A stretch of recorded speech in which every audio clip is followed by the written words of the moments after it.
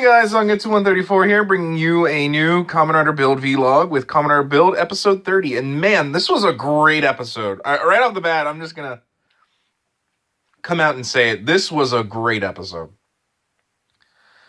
I only have one real complaint. It's mostly that there was a really weird comedic moment where all the characters make dolls of themselves to explain the events of the last episode. Sorry, something's stuck in my teeth. I hate that. Explain the events of the last episode and what's currently going on with Misora, or rather Queen Vernage. I assume that's how you pronounce her name, is Vernage. But more or less after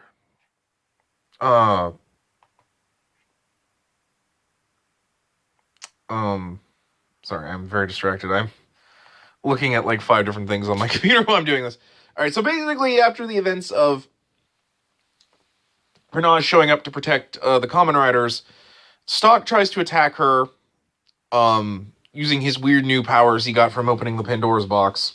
Well, not opening it, but at least activating its power a little bit, as the tower is not completed yet. Because I think he only had, I want to say they only used like half of them, because the other half are in Toto or Hokuto's control.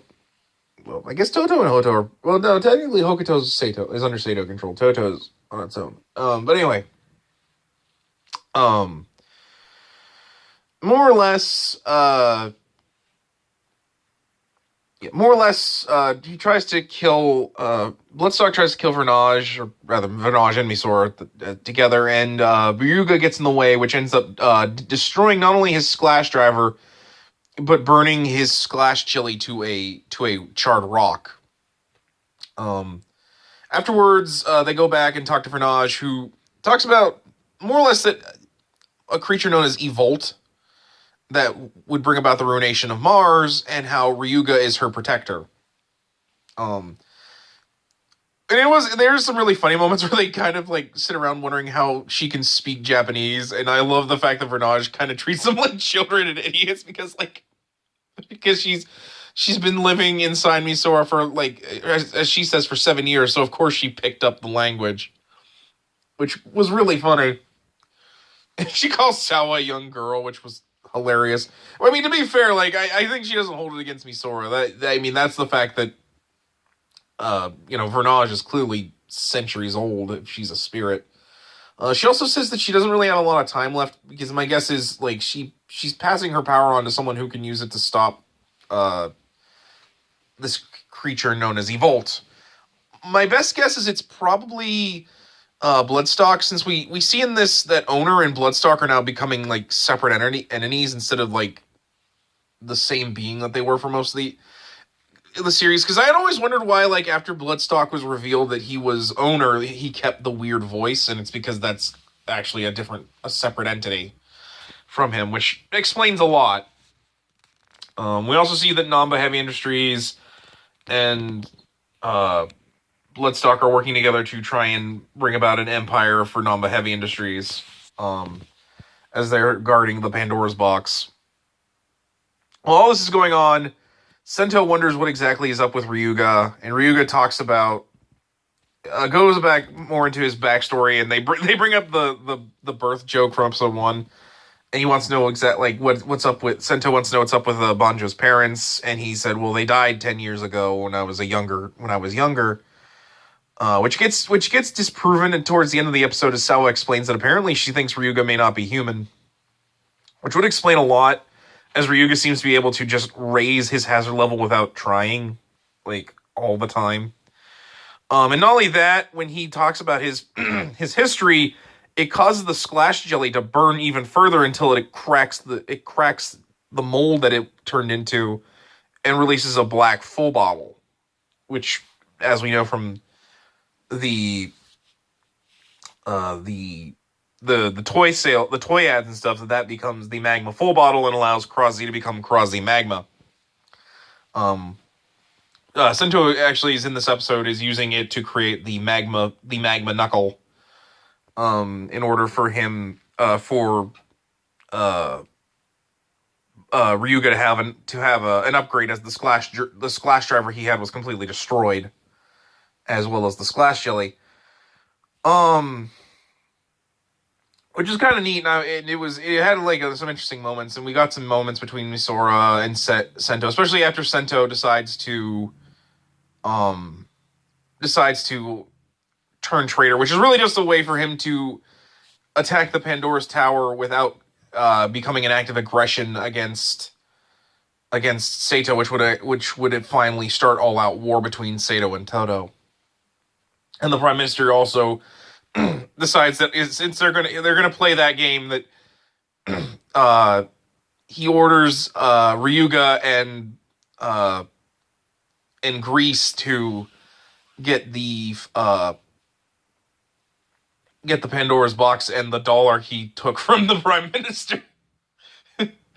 Minister back from him. So basically, they can all still work together, and it's not going to be an act of war. Although the Namba Heavy Industry guys are already working there on a plan in order to keep the Pandora's box and also get the full bottles that they need to finally open it. Because more or less, I kind of skipped over this. Sento's plan is to get the Pandora's box back, because right now Queen Vernage is the only thing that's keeping Toto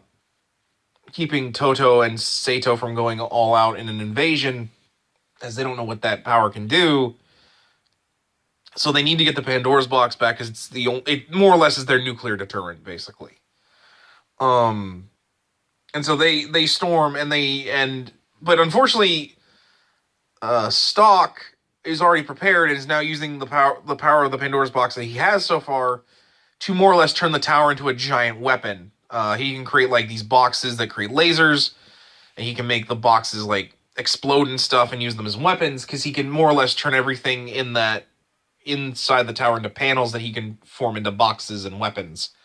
We see this especially during their fight against the Gear Brothers and the Namba Heavy Guardians. As they do seem to have like the advantage until, or at least they're having a decent fight until more or less Blood Stalk gets into the mix. However, Ryuga seems to eventually not only start using the Magma Knuckle as a weapon. He doesn't transform with it yet. That's not until next episode. But more or less, he starts just the Magma Knuckle, because they hadn't had time to test it, because Ryuga passed out before they could finish testing the thing.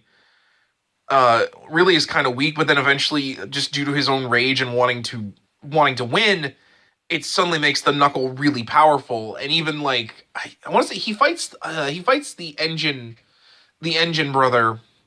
I just call them by their gear bits. I don't think they actually have names. They're just the Hell Bros. And so I call the one I basically name them after their bits. The white engine brother and the Remicon brother, because I don't want to call them Kaisers, because technically I don't think they're actually Kaisers. They're based on Kaisers, but I don't think they're actually Kaisers. But anyway, and so like the engine brother admits like your power is developing way too fast and unreasonably so. Like it shouldn't be possible that you can develop your hazard level like you have. Especially because, he lost against them when they combined before. But to be fair, like, he held back during that. But it was interesting to see that he was able to, like, start breaking the power of the Pandora's box, as well as just, more or less just getting more and more powerful as the fight progressed. To the point where more or less he'll be able to turn the full bottle into the true Magma Full. Because it's not exactly the Magma Full bottle yet. But I did like that, like, his power, like, whenever he was using the weapon was like, overflow, and, like, burning fist, yeah! Or, like, burning magma. It was really good. Really, really, really, really good. But, yeah, no, and it was a surprisingly good episode. My only real complaints is the weird part where they play with dolls. Just because it was so goofy and like out of place, but like, and don't get me wrong, like I like that's the humor of Build. It was really funny, but like I was like, what? We just had like this whole thing where like everyone was worried about Misora turning evil or like turning into Queen Vernage, and you know it's also interlaced with this stuff where Misora worries about like you know, can like her power be used to protect everyone and like what's going to happen? It's just weird. Good weird, but still weird. But you know, that's the Japanese for you. But really, I think that's more or less it. I really liked. Sorry, stretching. I really liked the episode. I think there was some great moments in it, and as much as I found the humor kind of whiplashy and out of place, and sometimes I still enjoyed the humor. It was at least funny, but I didn't expect it. But yeah, I think that's gonna be it for this episode. I think it was really good, and I'm really excited for next episode to see Kamen Rider Cross the Magma. I really like the design of Cross the Magma, and I'm looking forward to seeing what kind of powers he has and what he'll do. I do feel bad for Grease because I think more or less he's not going to have his. He's gonna basically He's gonna be one of those riders that gets like no power ups after a certain amount of time, despite the fact that he's going to be an integral part to the plot. But yeah, no, I think we're definitely going to see a lot of fun with this. I do kind of wish we could get the smashes back. I miss the smash because like they've done nothing with the smash for like ever. But you know, they weren't really super important, I guess. But anyway, I'm looking forward to the next episode, especially because we'll get, I think, more about Ryuga's origins in that, and I'm just looking forward to it in general. So anyway, guys, that's going to be it for my Kamen Rider vlogs for this week. I think it's going to be it for my vlogs until Monday anyways, at least until I can find, at least until the next episode of My Hero Academia Season 3 comes out. But anyway, guys, that's going to be it for me. I'm Zangetsu 134, and I will see you next time. Take care.